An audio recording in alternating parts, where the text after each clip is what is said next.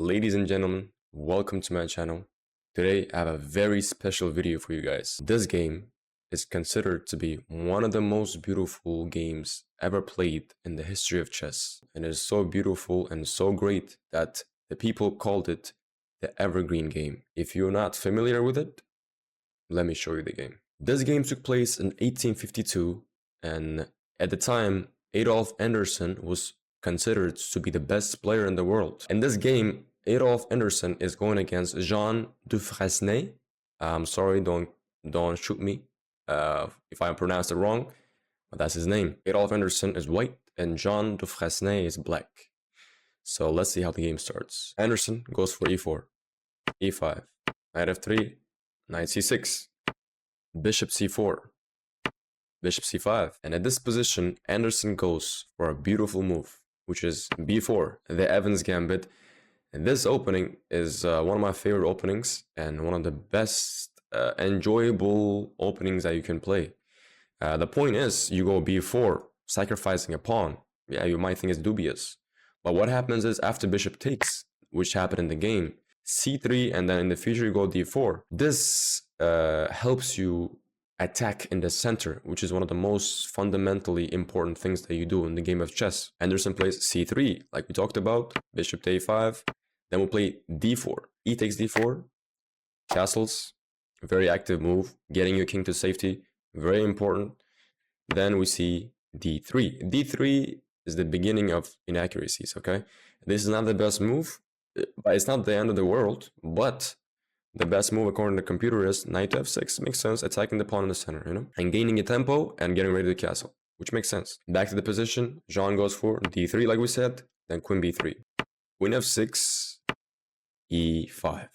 You might think, hold on, I'm attacking the pawn 2 times and only one defender, so you might be tempted to take the pawn, but unfortunately that is a very big blunder. Can you guys take 2 seconds or 2 to 5 seconds and try to see what move is the best move here? So the right move here, okay, is not knight takes e5. The right move is you pin the knight to the king from the beginning automatically. And the best move that black has here is d6. After d6, you have queen to b5, bishop d7, and queen takes a5, and you lost a whole bishop. Therefore, Jean did not play that. Jean went for queen to g6, and we play rook e1, knight to e7, we have bishop to a3, and then we have a sacrifice of a pawn. Jean is trying to gain activity, like trying to go here and attack the queen, and Anderssen accepts it. Queen takes b5, rook to b8, and queen to a4. And you might think this is a equal position from the way it looks, but unfortunately it is not, because look at these bishops. That's the thing about Evans Gambit. You sacrifice the b pawn, but then you get these beautiful bishops that are attacking in these diagonals, and you will see what will happen in the game because of these bishops. Bishop to b6, okay, trying to pin the pawn, gain some activity.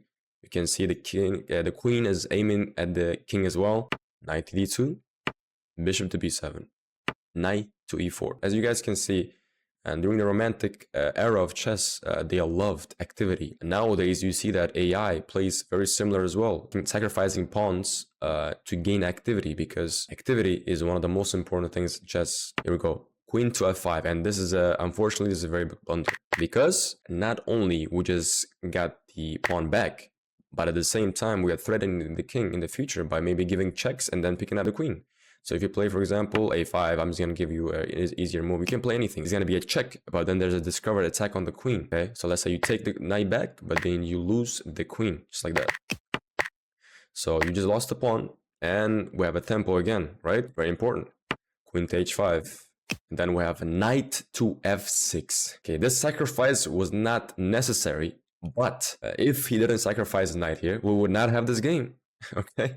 G takes f6, and pawn takes f6, okay, attacking the knight. By the way, a rook is pinning this knight to the king, right?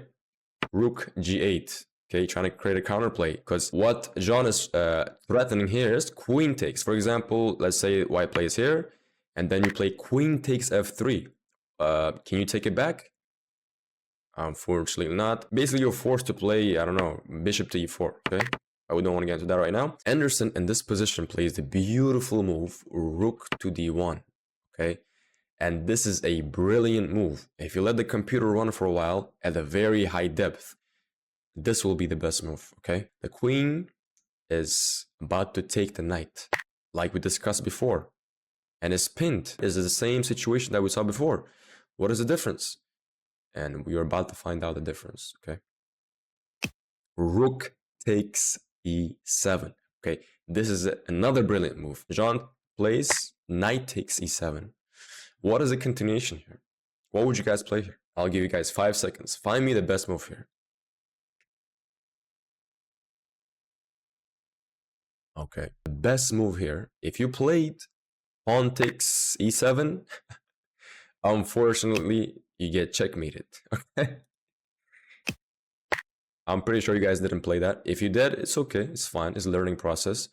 But the best move here is queen takes d7, sacrifice. And this is a very beautiful move, very beautiful finishing touch to the game. And let's see why this move is so beautiful and so brilliant, right? This is the beginning of mate and 4. Okay, king is forced to take back. Okay, then you play double check, bishop to f5. Okay, it's a double check, so you cannot take the bishop back, or you cannot take the rook back. Okay, but it looks like everything is hanging, but at the same time it's double check, therefore can't do anything about it except, okay, king to e8. And you're forced to go back, basically, and this is the best move. And the continuation is what? Bishop to d7. You can go back and lose in one move, and you can go back here and lose in one move again. Whichever way you pick, you still lose in the next move. King to f8, my bad. John played, and bishop takes e7. And as you guys can see, from the Evans Gambit, from the beginning, we gained these beautiful, beautiful diagonals, right? Oops. Okay, and you guys can see these two bishops covering, hold up, covering all the squares here. And this pawn also, where we sacrifice the knight, is covering this g7 square. It is a very, very beautiful game. And look at these bishops, man. Immortal game, man. Actually, Anderson has another game called the Immortal Game, which is another beautiful masterpiece. But this is one of my favorite games. And as you guys can see, Anderson sacrificed a lot of his pieces and also put activity over pawns, you know, over material. And therefore, we have this masterpiece on the canvas. Thank you guys for watching. I appreciate you guys. Don't forget to like, comment, and subscribe. Let me know what other games would you like to see more from me. Maybe do you guys want to see more from the Romantic era again, or maybe from the modern times? Let me know in the comments below, and I appreciate you guys. And don't forget to subscribe. And thank you very much, and see you in the next video. Peace.